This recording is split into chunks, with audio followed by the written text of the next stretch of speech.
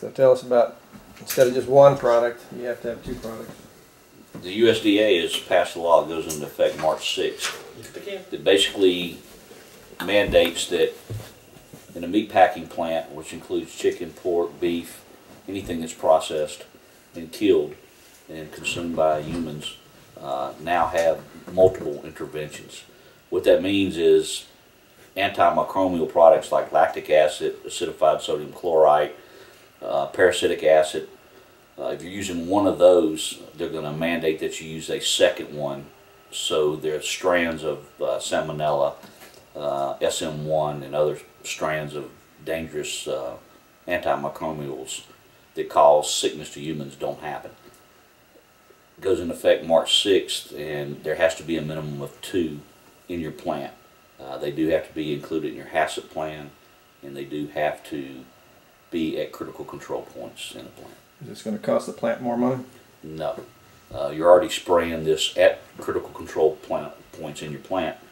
What you're doing now is replacing one product that's being sprayed in 6 or 7 places.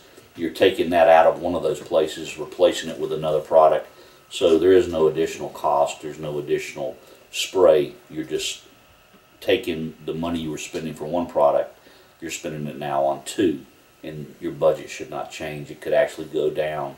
Some of the newer products like acidified sodium chloride uses milliliters per gallon versus something like lactic acid that's 6 ounces per gallon. So by setting a second intervention in there, your chemical cost could actually go down. Your cost per head could go down now, depending on which one you choose for that intervention. And that has to be decided at the plant level and approved by USDA. And how does that reduce your chances of getting salmonella? Or? It's very similar to a person taking an antibiotic. Let's say every time you get sick you took penicillin. After a while your body would not react to the penicillin.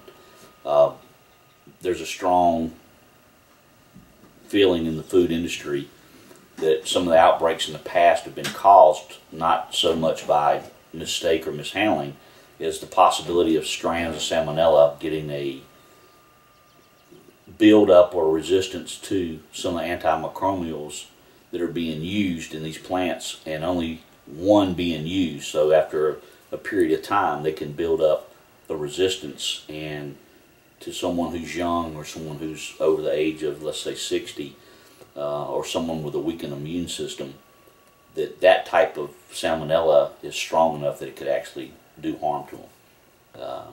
So that's why they feel a second intervention will not let them be able to build up a resistance. They can't fight both of them at the same time. Very good.